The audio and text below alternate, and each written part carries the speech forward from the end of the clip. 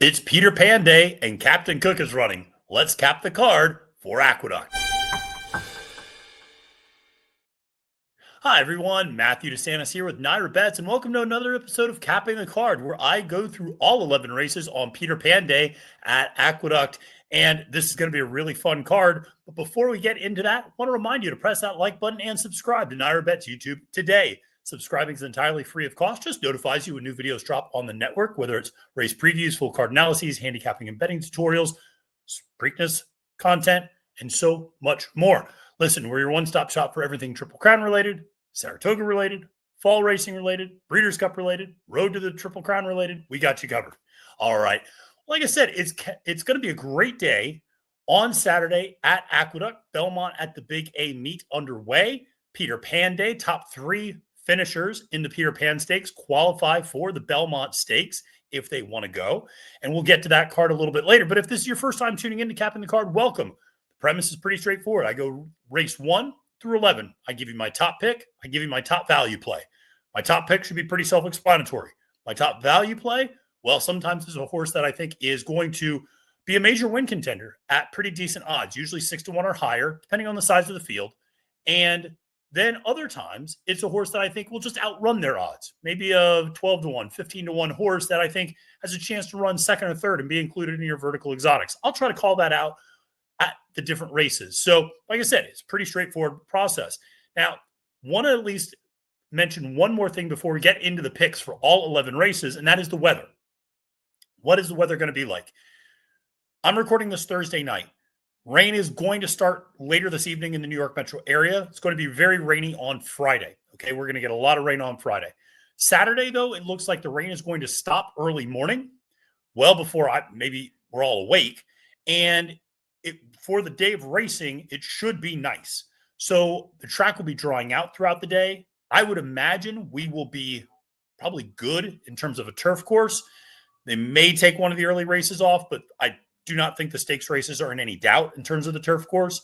And the main track will probably be good, but I'd imagine it will be upgraded throughout the day. It may start sealed and then get harrowed, but I would imagine it's going to be harrowed early because the rain's going to stop pretty early. So, like I said, it's something I took into consideration. It's not something I obsessed over, though, because, like I said, the weather looks like it will be clearing out very, very early Saturday morning. So racing should look good to go for Saturday. All right. Well, like I said, let's dive into this 11 race card. And the best way to do that is to start in race 1. And that is a $45,000 optional claimer for 3-year-old and up New York breds going 6 furlongs on the dirt. And, you know, it's a short field, but it's a race where I'm going to try to beat your favorite 10 Cent Town, 8-5 favorite for Rick Dutrow Jr. with Dylan Davis up. Listen, I get why this horse is the favorite. He's a deserving favorite, but this horse graduated up to this N2X level back last year in January and really has not been able to get over the hump in this next N2X level. You know, won that N1X allowance and then just ran third, second, fifth, second. Now, I get it. He's third back in the form cycle from a little bit of, pretty significant layoff. Ran an 84 Beyer speed figure last time out, got to the lead, and then faded over a sealed track. That was going 7 furlongs. Now he cuts back to 6. So I understand that he is a horse that is, looking like he could, with the cutback, particularly to 6 furlongs, could be pretty dangerous. He is only 1 for 6 at that distance lifetime. But again, at a short price, this is a horse that always runs competitively at this level, but also tends to run the same speed figure at this level again and again and again. So I don't know if I'm going to get a better version of this. And he's been facing short fields in all of these races. So it's not as if this is, he's run up against a field that he can get. I think there's other legitimate horses that he could, have some trouble with. I'm not thrilled about Acoustic Avenue. I actually think the number 3 factually correct is pretty interesting as well. At 4-1, I actually like some of the bigger prices in this race. But my top pick ultimately went to heavyweight champs. And listen, I wish Flavian Pratt was riding this horse, but we'll get to Flavian in a second. Rudy Rodriguez, the barn has been cold, no doubt. Linda Rice's barn has been particularly cold as well. And I'm going to talk about her a little bit later in the card. But I like heavyweight champs a lot. This is a horse that debuted in a New York Stallion Series race and ran third that day to Antonio Venice when that horse was really moving well and actually got moved up to second that day because of a disqualification. Then, deals with a muddy sealed track next time out, not great, and then comes back and breaks its maiden in his third start. And, obviously, if the track condition is not good at all, if it's a muddy, sloppy track, then I think you do probably have to downgrade this horse a little bit. But like I said, I anticipate this being a track that is improving throughout the morning and early afternoon. I would imagine there might be some moisture, but I think it'll be a harrowed track when they run this race. So as a result, this horse has got outstanding speed. I think he draws particularly well to the outside. He won two back in that N1X allowance, then stepped up against N2X Company for the first time, and I thought ran very well. Ran behind two very nice horses, Great Wing and Elysian Meadows. Those are two good horses. Ran an 81 buyer speed figure, which is right there with what 10 Cent Town is running. And you're getting a much better price on this horse who's trading very well for Rudy. And Rudy's actually kind of taking his time with this one, not really rushing him, which I view as a real positive. And this one, Rudy doesn't usually work him pretty fast, but this one, the last couple of works have been pretty solid, 47-4, 48-4. So this one's been working in the morning, turning some heads, I think. So I'm going to take a shot with this one at 5-1, one of your bigger prices on the board. Now, I'm also going to go to another Rudy Rod horse as my value play, and a little bit less value. Obviously, listen, in a 6-horse field, your odds are only going to be what they can be. But Daufusky Island, shout out to Daufusky Island. My parents used to have a place in Hilton Head Island, and Daufusky is just the next island over. There's no way to get to Daufusky unless you are on a boat. So there's no bridge. You take the bridge from the mainland into Hilton Head, and then from Hilton Head, you can take a ferry over to Daufusky. Information you don't need to know, and that has no impact on the horse. But I just wanted to share. Now, with Daufusky Island, this is a horse coming back from a little bit of a freshening, about a little over 2 months off. It didn't run particularly well last time out, admittedly, against N1X Allowance Company. But the fact that Rudy puts this one up here and the fact that Flavian takes the mount, I think is particularly telling. It's also interesting that this one, ran well in a couple of other races, ran well in a $50,000 claimer when he was part of Cantor Mossie's barn. And you've seen this horse run well in different spots. This horse has very, very good speed. One of the things I will say, when a track is drying out, it tends to be favoring front-end speed. So Daufusky Island, maybe it's also a golden rail type of situation too. We've been seeing that at times during this meet. So when you see that sort of thing, jockey like Flavian Pratt's going to pick up on that pretty quickly. So Daufusky Island at 9-2 is a horse that, again, at his best, runs those 84s, 82s. He's got an 89 in his back pocket that he can run. So he's got some of those numbers that are absolutely good enough to win in this spot. And you got a top jockey up. Admittedly, the Rodriguez barn needs to wake up a little bit, but I think it might do that in the first race of the day. All right, well, let's go to race number 2, which is the Man of War Stakes. That's right. We got a grade 2 as our second race on the card. It's only a 5-horse field, and I think a big part of that is because of the presence of my top pick, which is Farbridge. And listen, we're going a mile and 3/8. We're doing it on the outer turf course, and Farbridge just kind of towers over this field from a class standpoint. I mean, you look at what this horse has done since Joel Rosario took over this past summer, wins the grade 1 sword dancer in gate to wire fashion and really rocks him to sleep on the front end. Brilliant ride by Joel. Then it goes to the Turf Classic and runs a really good race over a good turf course with some moisture in it and does well there, comes from off the pace, actually comes from almost the back of the field, beats Warlike Goddess, beats Silver Knot, runs a 102. Then goes to the Breeders' Cup Turf, doesn't run the best race, also was really, acting up and was really bothered, you could tell, during the early portions of this race. It didn't have the best trip in terms of just working that out and being in between horses, fades to 9th. Okay, fine, it's the Breeders' Cup. But the horse comes back from that lengthy layoff from November to March for Christophe Clement and gets up in the Pan American and beats a couple of nice horses, Corruption, Padiddle, who we'll talk about here in a second, and did it despite having a little bit of trouble. Didn't have the easiest trip, was steadied early, was a little wide. And so I thought it was still really impressive, all things considered. So Farbridge for me at 3-5. Listen, there's probably going to be a single that a lot of people use in their tickets. This one's been training very, very well since that victory in the Pan American. This is not the toughest spot. Joel Rosario remains aboard. I just like Joel with this horse. If you remember, this is a horse that always likes to move on the inside. Remember, likes to move on the inside. who likes to make inside moves? Joel Rosario. This horse fits Joel Rosario to a T and vice versa. So I think that this is just a really good partnership between these two. LSU Stables always looking for a win on a big day. So I think they get it here over a horse like Anglophile, who's your clear second choice coming out of a third place effort in the Elkhorn last time out. I do like that Anglophile is in current form. The horse is, was third back from the layoff last time, but wasn't able to get the job done against Utah Beach, limited liability, lost to a horse like Capture the Flag, who's in this race. So Anglophile is a nice horse, but he's also a 3 for 20. He doesn't really win a lot. He finishes a lot underneath. My value play in this one is more of an underneath. Okay, this is a horse that I would probably use in just a straight exacta or a trifecta if I wanted to try to increase a little bit of value, and that's Padiddle, who ran third in that Pan American last time out. Now, that was an 8-horse field, and the horse finished third. I actually thought he ran pretty well, all things considered. His pedigree it could go either way. The horse debuted on the dirt and ultimately broke his maiden, though, on the turf, 2 back, and then immediately steps up from running with Lasix against maiden special weight. I mean, this horse was in a maiden claiming 25 on the dirt 3 races ago. Okay. Fernando Abreu claims the horse out of that race, puts him back on the turf, and breaks his maiden next time out with Leonel Reyes up. Then, with Leonel Reyes remaining up, finishes third in the Pan American. This horse went from being a $25,000 claimer to being grade 3 placed in 2 races. Okay, that's pretty remarkable. Empire Maker out of a Giant Causeway mare. Distance shouldn't be an issue, that's for sure. And turf is absolutely in the question. Now you get Flavian Pratt up. Hello. That's a pretty good upgrade. So I think there's room for growth. I think this horse ran a 76 and an 89 the last 2 races and could absolutely continue to progress. And at 12 to 1, I'd absolutely want to include this horse at least in my deeper exotics. Exacta trifecta. I don't think this horse maybe is able to beat Farbridge, but I think this horse could move forward from a 98, especially with Pratt up in a 5-horse field.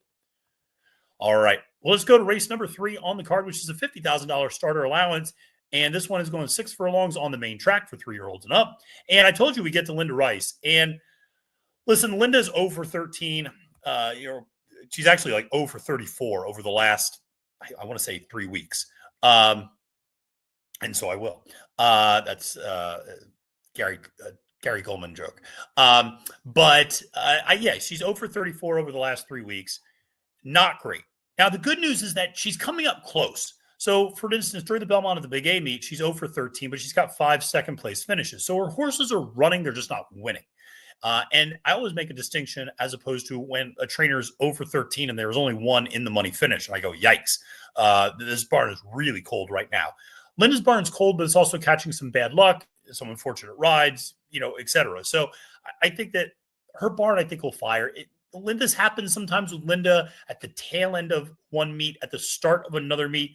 You'll just find that what ends up happening with her is her best horses tend to run in groups a lot of times, and they tend to all run around the same time. So when her barn heats up, it really heats up. But then when it cools off, it really is more an indication of she's just not running her best horses at a particular point. And they're not, and some of them aren't firing as well. But Silo Ridge, I think, is a horse that you can be pretty confident is going to fire a decent race. And at 6 to 5 in the morning line is your favorite in this one. Coming out of a starter allowance just like this, that was a second-place effort, did lose as the favorite, but won 2 back as the favorite in a $40,000 claimer for trainer Bill Mott that day, was claimed out of that race by Linda. And what I like about this one is super versatile horse, can come from a little further off the pace, can sit closer to the pace, has even gone up to the lead at times. So this horse can do a couple of things. I think ideally would like to be sitting a, tracking trip, but 6 for 9 in the money with 2 victories. And I just, from a speed figure standpoint, this one's best efforts are good enough to get the win here. I think this one's in pretty good form right now. Your other one who could compete is JJ's Joker. And that one's at 3 to 1 for Dylan Davis.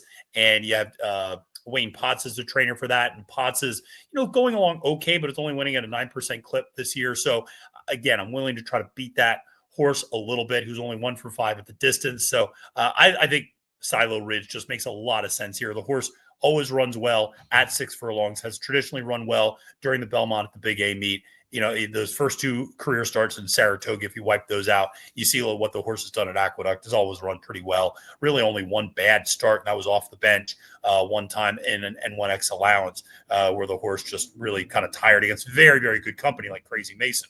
So this one's also just faced really good company, quite frankly. Like I said, Crazy Mason, Whittington Park, Digitized, Silo Ridge, it has faced some good company. So I think this one makes some sense as obviously your favorite in this particular spot. Now, in terms of my value play in this race, I like the number 5. And that is a 5-1 horse for Brittany Russell. Tarpaulin is a New York bred, obviously, jockeyed by Manny Franco. Won in debut last time out in a maiden claiming 30. And now Brittany moves this one up from that condition to starter allowance 50. Tells you a couple of things. One, tells you this horse maybe showed Brittany something she didn't know she quite had, because this one absolutely crushed in debut. Went off as your 5-2 favorite. So it wasn't an overwhelming favorite, and ended up drawing off by over 6 lengths, going 6.5. So I know distance isn't an issue, was able to come from off the pace. So I know the trip won't be an issue. And we're not putting this one in for a tag again, I'll tell you that. Brittany made sure of that. So this one ran a 64 buyer in debut, is going to have to improve a little bit from there. But this horse has been working nicely since then. And this seems to really be a horse, you look at that April 10th workout, 48-1 Bullet, first of 25 at Fair Hill. And this one's been working nicely for Brittany the last 3 times out. And I think absolutely has an opportunity to continue to step forward in this race. So at 5-1, I definitely like this one. I took a little bit of a look at a horse like Enduring Spirit at 8-1 for Jose Jimenez, Joel Rosario up on the mount there. I like that horse. I think there might be something there. I just don't know what effort I'm going to get out of that horse is the problem. And the horse is third back in the form cycle. Should be looking good, but this horse is all over the place in terms of its form. Some of it has to do with stepping up and down in class. I think this horse is probably at the right class level right now, but it's hard to trust this horse when you look at that form just being all over the place. So those are some of the concerns that I have with Enduring Spirit, who's a little bit more of a price, and I could understand why someone would want to go that direction. Let's go to race number 4, which is a $50,000 optional claimer for a 3-year-old and up, going a mile on the main track. And where am I going in this race? There's 2 heavy favorites in this race. Quick to Accuse, who is your 7-5 morning line favorite, and the number 3, Key Waden, who's your 8-5 second choice for trainer Chad Brown with Dylan Davis up. I'm going with Key Waden. This is a horse I always really liked. And if you remember, this is a horse in debut at Saratoga, came out of a very important race. Debuted, and it was Tip Top Thomas who won that race. Rookie Card finished second. Key Waden finished third, and then 3 lengths behind them, and those 3 kind of almost finished in a photo. 3 lengths behind them was a little horse named Sovereignty. Well, of course, Sovereignty went on to win the Kentucky Derby this year, so I guess that was a pretty good debut race to be watching at Saratoga. But Tip Top Thomas, Rookie Card, also nice horses. Tip Top Thomas went on to finish second in the Champagne in his next start. Rookie Card gets his win 2 races later. Key Waden goes and wins next time out, gets a 91 buyer speed figure, basically wires the field, does it pretty easily at 7 furlongs, then stretches out in the Remsen, goes a mile and an 8. That actually goes off as your odds-on favorite in that race. And as much as I like the horse, I didn't like him that much. And he really tired late in that race. He just wasn't good enough to get the distance. And, sired by Instagram, getting that 2 turns was always going to be a little bit of a question. Now Chad cuts him back and to a 1-turn race. We're going a mile, but it's a 1-turn mile. And getting Lasix for the first time, carrying only 118 pounds. Quick to Accuse is carrying 126. So there's an 8-pound gap between those 2, which I think is not insignificant. I just think Key Waden comes back from the bench, is going to run really well. Chad's been working this horse pretty consistently for a while. So if you look, Chad's been working this one basically since mid-February. And I think he's got 11 official registered works leading up to this 2025 debut. So I think he's one that, would I feel so confident as singling him? Probably not, but he's my top pick in this race. I really like him. I think he's got the potential to put on a nice effort. And I think maybe show people he could turn into a pretty nice sprint horse later on in the year, and maybe even a stakes sprinter later on in the year. Again, son of Instagram, was a $140,000 purchase. Maybe not one of the most expensive horses in Brown's barn, but I think has a lot of upside potential here. And I think you're going to see it on Saturday. Now, in terms of a value play, Hero's Medal, who's another Linda Rice horse, is one that I think is interesting at 6-1. Jose Lezcano up, of course, her number one jockey. And this one's got some nice races to run back to. You look at that May 4th race back in 2024, 90 buyer speed figure. That would absolutely put this one in contention for win honors, at the very least for a nice placement underneath. Lost to a couple of nice horses that day, Casillas and Drake's Passage. Last time out was coming back from that May 4th race. Hadn't run in 10 months and comes back. And listen, it was a leg stretcher. Wide the whole way. Didn't really make a lot of headway. That's fine. Was kind of really far back early, made up a little bit of ground late, but didn't really pass many horses, broke on the outside and was just wide the whole way. Pretty obvious it was just a leg stretcher. And that, I don't want to say that Jose didn't try, but it was obvious that he knew that this one probably needed one off the bench, and Linda probably realized this one needed one off the bench. Has been working out nicely since then. Linda's gotten this one, 4 works since that March 22nd race. So I think this one could be a little bit more forwardly placed. If you look at some of his better efforts, yes, he broke his maiden coming from well back, but there are other races where he's been sitting, second, third position. I would imagine in this race, he might be sitting a little bit more forward and, getting out of the gate a little bit more quickly, not being hung as far wide. I think you're just going to get better conditioning. I think the mile fits this horse. And I think second off the bench at 6-1. At the very least, consider this horse underneath. Again, if you're going to try to just do ice cold exactas, and you want to not just combine the two favorites, which are just not going to pay much at all, combine one of the favorites, in my case, Key Waden, with a horse like Hero's Medal at 6-1, maybe end up getting something for that. A horse like Rock the Weekend's a little bit interesting, but is also cross-entered in a race on Friday, which is why I kind of shied away from giving that one out as a play, just because I'm not 100% sure that horse runs. Well, let's go to race number 5 on the card, a $10,000 claimer for 4-year-olds and up, going a mile on the dirt. And we're going to try to beat the coupled entry here. Listen, I don't love this coupled entry. Higher Quality is your 1, and Suerte is your 1A. Suerte is now trained by Brad Cox. The horse was in Wayne Potts' barn. It's kind of bizarre. So both Suerte and Higher Quality were both trained by Potts. Potts has another horse in this race, which we'll get to in a second. But he's not running those two anymore. So the 1A is in Brad Cox's barn, and the other one is in Gary Siaka's barn, Higher Quality. I don't really love either of them. Yes, they're both class droppers coming in from, slightly tougher competition. In the case of Higher Quality, it's a little less of a class drop. This one's run in 10 claimers before, but ran in a 15 claimer last time. That was back in February. You look at the 1A Suerte, this one's dropping down from $35,000, $40,000 claimers the last few times out. So, maybe the class drop really does help, but the speed figures just aren't there. I mean, you have to really go back to like November 2024. This horse ran an 84 and a 74 in back-to-back efforts. But outside of that, recently is 56, 56, 59. I just worry this horse isn't really what he used to be. And at 2-1, couple entries always are a short price. I just don't love it. So I'm going to go with a horse like Empty Tomb at 5-2. This one's actually coming off a gate-to-wire victory in a $15,000 claimer going a mile. And this one likes to run a mile. 5 wins and 16 starts at the distance, 3 of them during at Aqueduct, I should say. And admittedly, this horse is also very uneven. But a lot of that has to do with layoffs. This horse, kind of goes to the bench for not a long period of time always, but 2.5 months, 3 months, and then comes back and then goes to the bench again for 4 months and then comes back and then, runs twice and then goes to the bench for 4 months. And, little things like that, just a lot of herky-jerky stop-start running lines.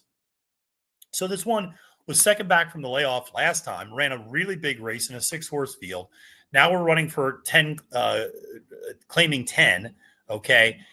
And again, this one has plenty of races, which are not only good enough to win, but good enough to win by open lengths against this field. So Empty Tomb at 5-2, can sit a couple different types of trips. I like the draw towards the outside. Obviously, this horse likes to get up on the lead. And I think with Manny aboard, he's going to be aggressive. I think he's got the best early speed in the field. And I just think he go take some gate to wire from that outside post position. So I think it's that simple for Empty Tomb. He knows the one way to win. Manny knows how to deliver that way. And this one's coming in off a good effort. I think can deliver back-to-back performances. And we've seen this horse back up performances before when he's been healthy and consistent. It's just the problem is you look at his running lines, he's just not been able to string two races together in a minute. He finally was able to string two races together, ran a big race. Now he's able to string a third one together. So I'm optimistic this horse can run a pretty good race on Saturday. Now, in terms of my value play, I'm going to go to the Wayne Potts horse, Catch the Smoke, who is 6-1 on the morning line. Dylan Davis up. This one's coming out of the same empty tomb race, ran an 83 that day. Was able to make up a little bit of ground, tried to make a move, ultimately was repelled by empty, repelled by empty tomb once he loomed up to second, and ultimately faded a little bit and finished 2 lengths back. But again, this one's in pretty good form, has never won at the mile distance, which is a little bit of a concern, but should be sitting a little closer to the pace. I would imagine Dylan's been riding very well this meet. 27% so far during the early goings. Potts has got a win already during this meet in a limited number of starts. So that's good to see that the barn's not too cold. This one doesn't like to win very much, only 5 for 34, and you have to go back a little ways until that last victory, if I'm not mistaken, August 2023. But the horses have hit the board quite a bit during that time. So again, a horse to use more underneath. I'm not going to use this one as necessarily a win contender, but I think this horse can run a good race, back up that 83, maybe he runs a couple points lower, but even if he does, that's still more than enough to put him in the money finishes. So Catch the Smoke at 6-1. It's going to be my value play. Again, more of an underneath play in this particular instance, but one that I wanted to call out. All right. Well, we get to the second half of the card, and that starts race 6, $80,000 maiden special weight race for 3-year-old and up New York breds going 6 furlongs on the turf. And we got to shout out my boy, Irad Ortiz Jr. Irad's up here. And we haven't really mentioned his name yet, but we're going to mention his name plenty in the late pick 5 sequence. But listen, he just makes a lot of sense in this race. And I know he's 8-1 on the morning line. And I just love everything about this horse, though. Terrible debut. But it was also a race rained off the turf. And the horse ran on the dirt. The horse is not meant to run on the dirt. The horse had a terrible start, had a terrible trip, passed a couple of horses late, but otherwise that was just a complete no-show performance in debut. But that's fine because there was so much trouble in that debut. Was bumped, was taken up, with just all sorts of problems. It was just so woefully back that was never engaged in the race. So I draw a line through the debut. Just draw a line through it. Don't even worry that the horse had a 20 buyer speed figure. It's not an issue. Horses come back, and the other thing I like here is that Donk turns the horse around pretty quickly. What it tells me is that David thinks this is a horse that has got some ability. We're running this one back, on 2 weeks rest, basically, because the horse ran April 27th. Running back on 2 weeks rest because the horse was already looking good leading up to that previous race. It had a 48-4 workout, had a nice little slow gait work, but looked good otherwise. And now came back with a little bit of maintenance work last week on Saturday, 49-2. But what I also like about this horse is the pedigree. This one is out of Weekend Hottie, who was exclusively a turf horse. But most importantly is the half-sibling to Gino. Now, Gino, was a New York bred, sired by Big Brown, who won in debut, going 6 furlongs on the turf. Then actually stepped up and finished second in the Awad, second start out, and then actually ended up winning a New York Stallion Series race on the dirt in his 4th start. So this was a horse that had some precocity. This was a horse that won in debut on the turf. And so I'm willing to give 80 Gold a second chance. And now we're getting a jockey upgrade from Jose Gomez to Irad Ortiz Jr. I'll take that all day if you're giving me 8-1. Love the fact the horse draws to the outside, should stay out of trouble, and let's roll at 8-1. Let's catch that ticket. Now, in terms of the value play, obviously not going to go. There was nothing in this race that was higher than 8-1 that I thought was particularly intriguing. But I will give out a horse that if you're looking to just beat your morning line favorite in this race, and I think there's every reason to try to beat Wrighton, who's your morning line favorite for Christophe Clement, making its debut. The pedigree isn't overwhelming for first out success at all.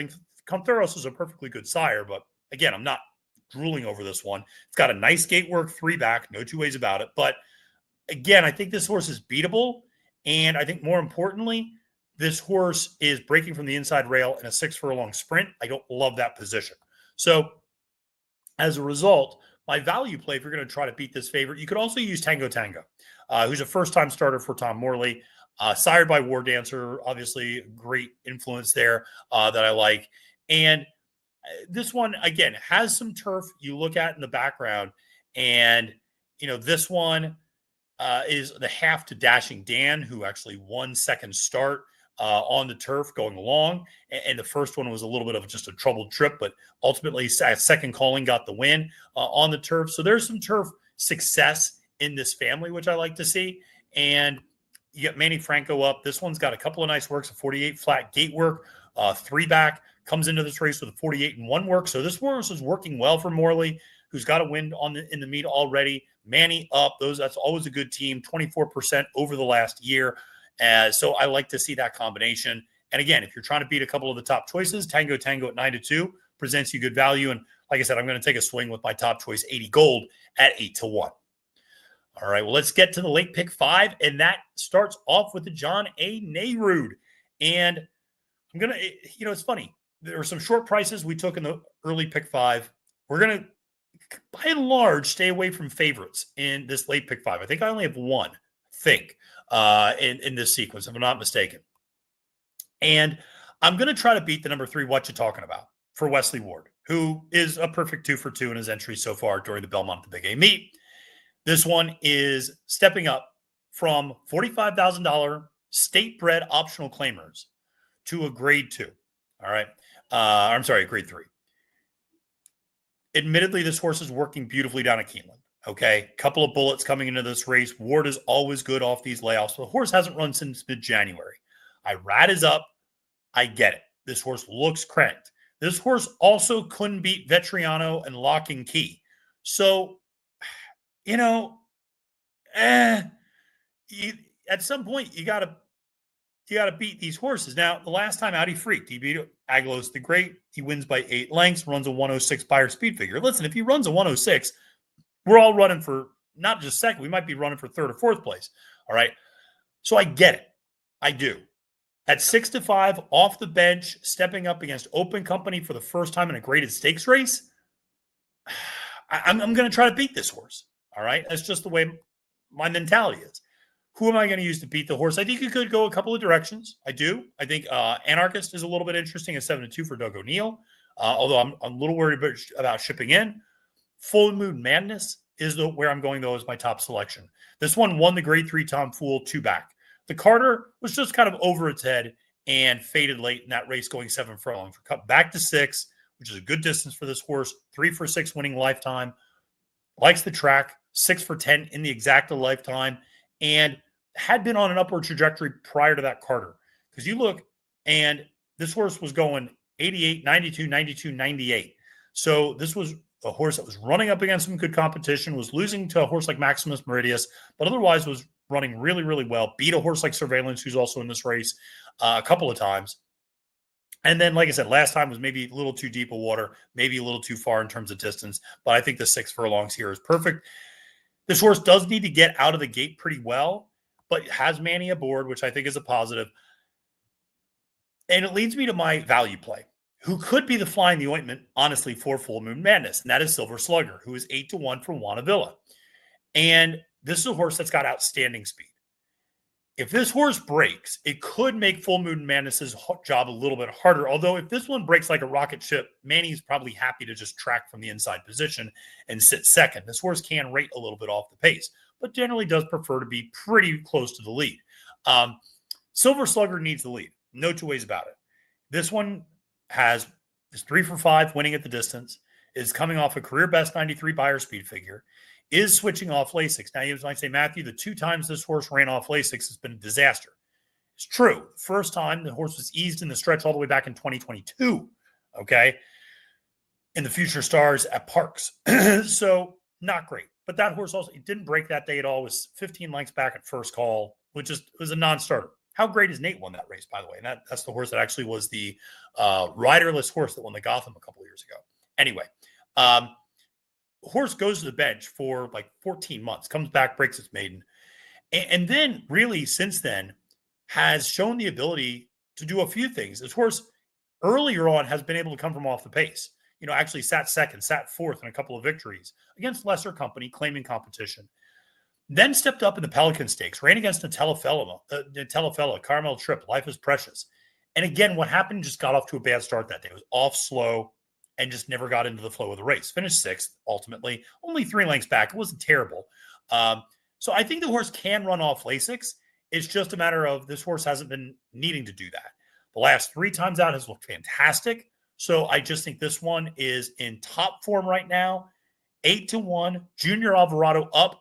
He's throwing out the first pitch at Yankees games. He's winning the Kentucky Derby. What can't Junior do? So I think this one could very easily go gate to wire, and at the very least apply significant pressure to some of the early horses and just get out there. And you never know. This horse can go at 6.5. So why can't this one just go at 6? And could easily take them gate to wire if they're not careful, and especially if the track is playing particularly speed favoring. So, you got a good jockey and Junior up on this one.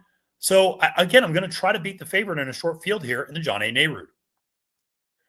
Well, let's go to the next race on the card, which is the second leg of the late pick 5, the start of the late pick 4. And that is a $75,000 optional claimer for 3-year-olds and up, going 1 mile and a 16th on the turf. And this is one where I am going to lean into the favorite a little bit for trainer Chad Brown with Irad Ortiz Jr. up on the mount. I like this horse a lot.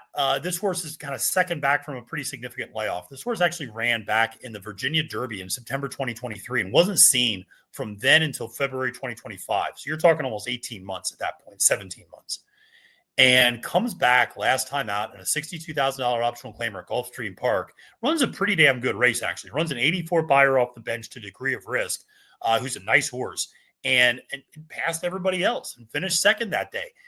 Now, hasn't run since that February 6th effort, but has been working consistently since then. So there's not been any interruption in the work tab. This one came back to start working on February 21st. Worked on the 21st, 28th, March 7th, 14th, 21st, 28th, April 9th, April 16th, April 25th, May 2nd. Hasn't missed a single work. This one should be more than fit and ready to go. Irad is up, who rode him last time. We're getting second time Lasix, okay? This horse has won both times, or I shouldn't say both times, but the last 2 times Irad has been up on the horse. He's gotten a win. And this one can absolutely run a good race. So I think 5-2 for activist investing. Listen, it's a short price for Clarvich Stables, but I like this one quite a bit, and I think he's going to be pretty tough to beat in this particular race. Now, in terms of the value play, number 7 Bonus Move's an interesting horse. If you have the ability to include this one on a late pick 5 ticket, I certainly consider it, because at 6-1, I think this horse has an opportunity to move forward. This had been a turf sprinter and a sprinter in general. Talk about a muddied racing form, dirt, synthetic, turf, okay, and all sprinting. Last time out, this horse goes from 5 furlongs to a mile with Paco Lopez up and finishes third in a pretty nice race and a $62,000 optional claimer, also down at Gulfstream Park, and fades back to third, but only by a length and a half. And I'll be honest, that was an impressive effort for a horse that was making its first time going 2 turns. Now we're getting second time going 2 turns. It's gotten a couple more works in, obviously, since then. Johnny Velasquez is back up on the mount. And here's the biggest thing. When Paco was up on this horse in that last race going a mile, they went 23-2, 46-2. Let me tell you what they're not going to be doing on Saturday at Aqueduct. 23-2 and 46-2. They're going to go nice and slow in this race. And Johnny has the opportunity to get this horse out front and slow things down. And by slowing things down, this horse can absolutely get a little bit more distance. I don't think adding the extra 16th of a mile makes that much of a difference. So I really like this horse at 6-1 quite a bit in this race. I think this one's sitting on a potentially big race and maybe even an upset race. So I like Bonus Move quite a bit, not just as an underneath play, but as a potential win threat as well. Let's take the A-Train to take the A-Train stakes. I take the A-Train. I live in Rockaway Beach. I take the shuttle, and then I get on the A-Train on the other side of the channel of the Cross Bay, and then I take the A-Train to work. That is how I do things when the train works. Right now, the shuttle is not working because they're working on the bridge in between. So I got it's a whole mess. But I'm driving now. But I do like to take the A-Train. So let's talk about this. Take the A-Train stakes. Going 6 furlongs on the turf. And again, I'm going to go with some prices here. I think this is a race where you can beat some favorites. Part of it is I'm not sure who runs in this race. Serving time for Cherie DeVoe is cross-centered down at Churchill Downs. Okay. Hey Birdie is also cross-centered down at Churchill Downs. If Hey Birdie runs up here, then I get it. That horse would be pretty tough to beat at 7-2. Serving time, I think you could potentially beat that horse at 8-1 for Cherie. But Hey Birdie certainly is tough, but I have a feeling might be staying down in Kentucky. Just a guess. Then you have a horse like Lovely Emma, who's also working down in Kentucky and is cross-centered in a race at Churchill Downs. So you take Hey Birdie and Lovely Emma off the table, and what you're left with is Anaskol and Love Saravi, who are both nice horses. But one of them for Christoph Anaskol, the number 6, is coming off a pretty significant break, having not run since November. Love Saravi is a very nice horse, but faded to 5th last time out and didn't really make much of an impact down in a stakes race at Gulfstream Park. And as a result, I'm kind of looking at the 2, the 3, and the 11. Those are the horses that really stick out to me. I like the 3. I don't have this one up here, but I do like that 3 quite a bit from Mark Casse. I think that one's sitting on a potentially good effort. I think second back now from a little bit of a layoff. And that one, if it can run back to its maiden effort, could really do well. Cassie's got a bunch of very good turf fillies this year who are 3 years old. So that one, I think, could make some sense and be a little bit interesting. But let's talk about my top pick, the number 2, Marvelous Madison at 8-1 for trainer Belmont. This one won in debut at Saratoga and did it pretty professionally and impressively, going 5.5 furlongs. Came from off the pace with Manny Franco aboard and was able to get the job done. This was also a horse that was in Chad Brown Bard at that point. Horse then goes to the Miss Grillo, and all hell breaks loose. This one, if you remember that Miss Grillo, it was a disaster at the top of the stretch because everybody blew the turn, and it was just a hot mess. And so as a result, Scythian ended up, just inheriting the lead. Virgin Colada, Corretto actually ran a pretty good race for 3rd, if I'm not mistaken, but you could just cross a line through that last effort. The horse wasn't seen since October. All right. Has changed barns since then from Chad Brown to Belmont. I don't mind that at all. And this one is, getting in a lot of works leading up to this debut. And I think at 8-1, there's plenty to like. Sired by Caravaggio out of a Street Sense mare. And I think that this one could sit pretty close to the pace, if not set the pace. Junior Alvarado is up now. And, again, Mott's been working this one pretty consistently going back to early March. So this one's got 8 works in, including a couple of nice 5 furlong works over the turf down in South Florida, has a bullet work over the dirt down there. So this one's been working nicely, I think, and just presents some upside. A horse that was highly thought of at one point in Chad's barn, and for whatever reason gets transferred and moved to Bill Mott. You could do worse than that, that's for sure. Kentucky Derby winning trainer, now a 2-time Kentucky Derby winning trainer. And I just think this one at 8-1 presents some interesting value. The other horse that I think is outstanding value at 8-1 is the number 11, Warming. He isn't also eligible, or she, I should say, isn't also eligible. No two ways about it. But like I said, there's so many cross entries, it's almost guaranteed this horse gets in the field. And would be a little bit on the outside, which again, I don't necessarily mind. And Graham is very good at bringing these horses back from pretty extensive layoffs. This one hasn't run since June. Won in debut, going 6 on the turf here at Aqueduct. I like all of those things, okay? And did it from an outside post position too. Earned a 71 buyer. This one's been working out nicely. Graham and Manny are always a good combination. If she runs, I think she's a big threat. 8-1. I really like this 11, Warming. So for me, 11, 2, 3, those are the horses that I'm going to be using to try to beat some of the favorites in this race. And with the scratches potentially of these cross entries, you're probably not going to get 8-1 on all of those horses, particularly Warming.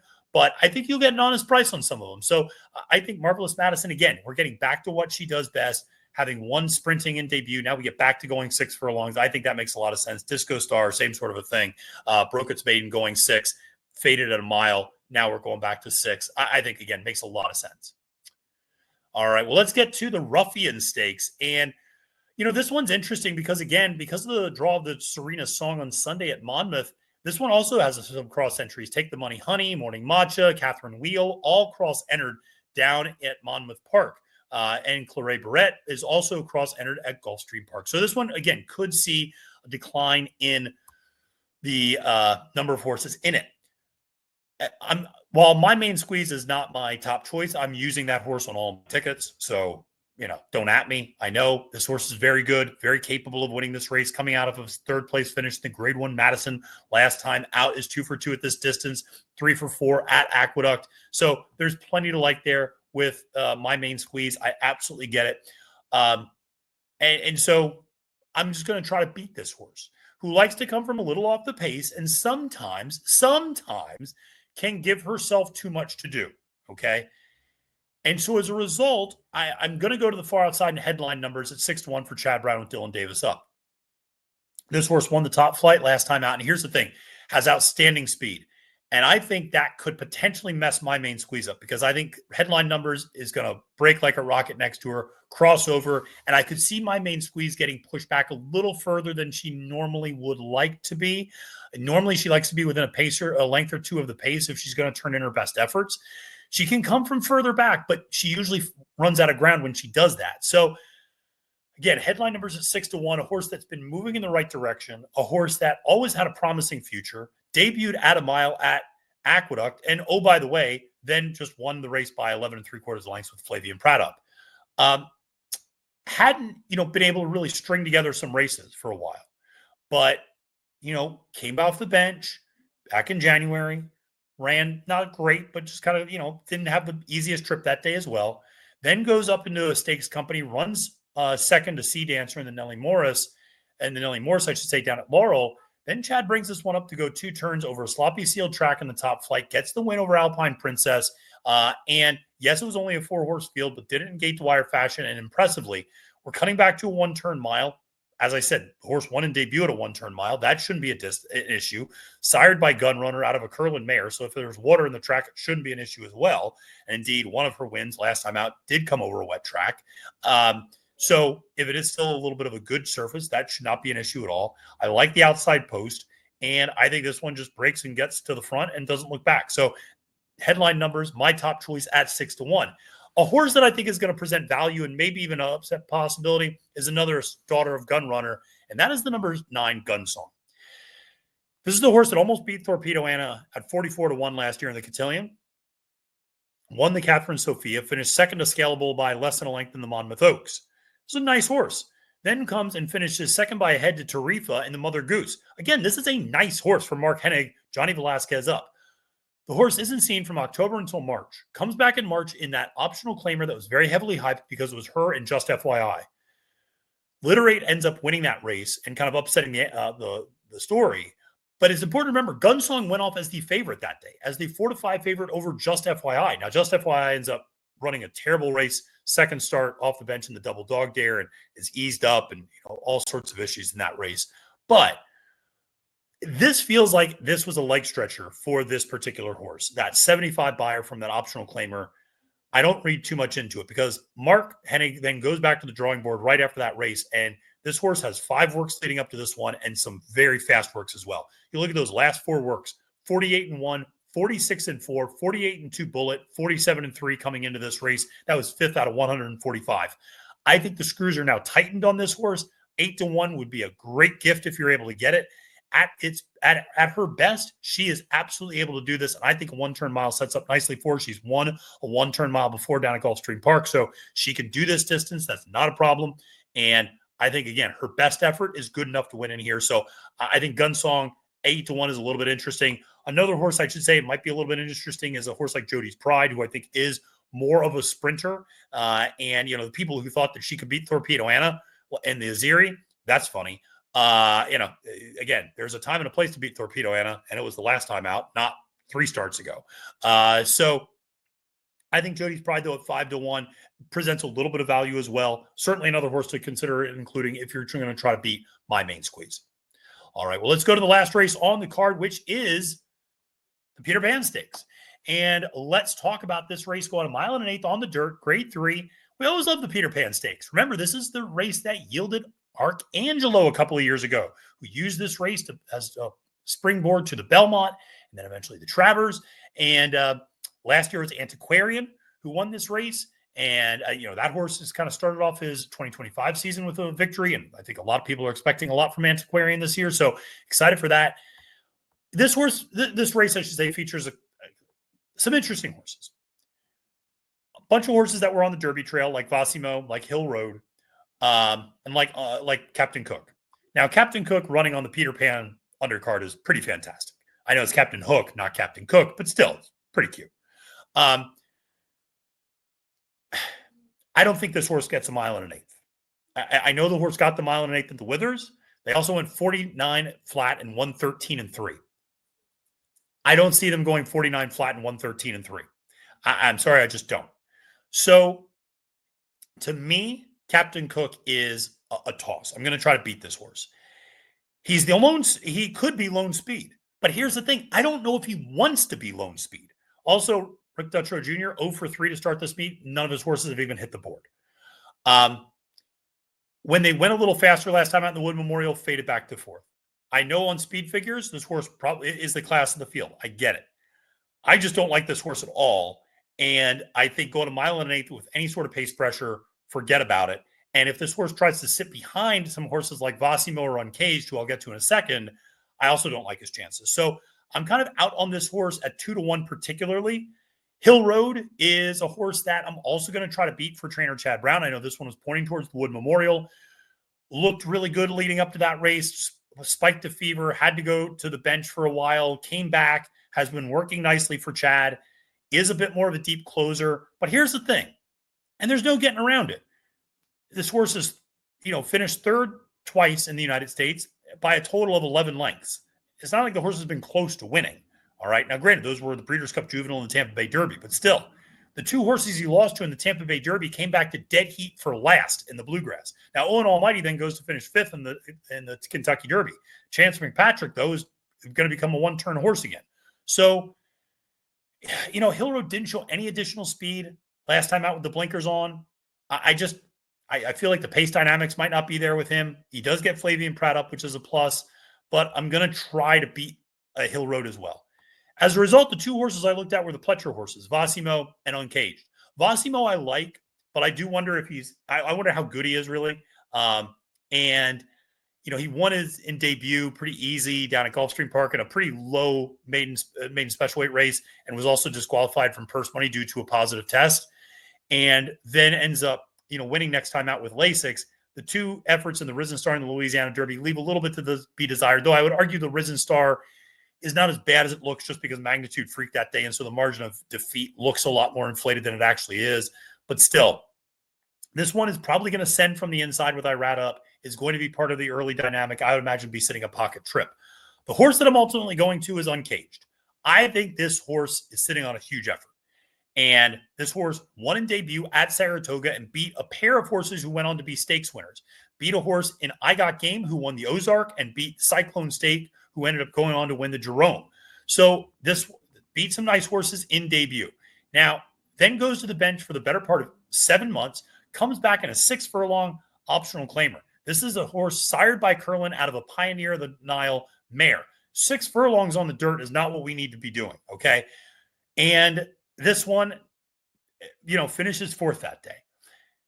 Then second start, we stretch out to a mile, encounter issues at the start, was bumped at the break, jostled in between horses, kind of pinched back, was sitting last at one point, still made a huge run to get the win in $100,000 optional claimer at Aqueduct over a muddy sealed track. Now, I don't think it'll be a muddy sealed track by the time it's post time, but both of this horse's victories have come over and off track, though if you read Angie Sterling's track trends, which I tend to do, you will know that both of those days featured a fair racetrack. There was no track bias on either August the 3rd at Saratoga or April the 6th at Aqueduct.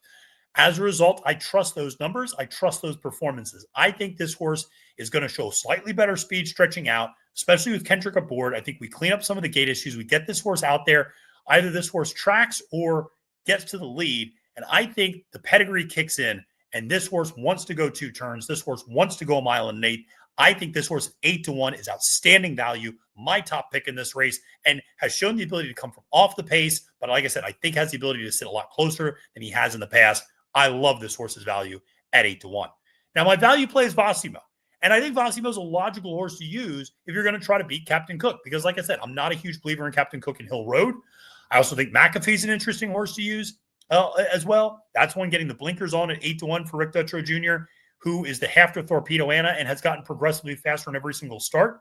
I would actually rather have McAfee in this race than Captain Cook, though I'm still not thrilled about Cloud Computing as a sire. Nevertheless, that horse could look a little interesting. The horse that I really love, I don't think is going to run, which is the number 10 Lordship for Chad Brown.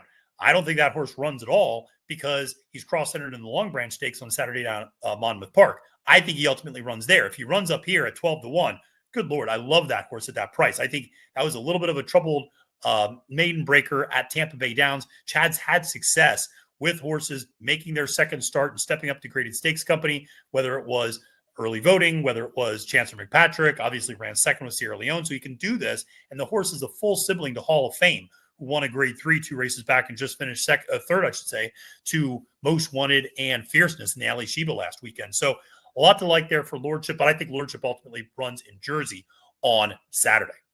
All right. That is how I see things breaking down in and looking in the Peter Pan. And that wraps up the card. We don't have like a last bailout race that's a $20,000 maiden claimer on the turf or something like that with 14 horses. No, we end on the bang. We end with a big note. We end with the Peter Pan. So listen, hope you enjoyed it. We got through all 11 races in under an hour. And listen, we're going to continue to have a lot of fun, a lot of great content up here on the network. So make sure to press that like button and subscribe today. My name is Matthew DeSantis. Hope you enjoyed this. Wishing you a great and prosperous day at the races and reminding you, friends, it's now post time.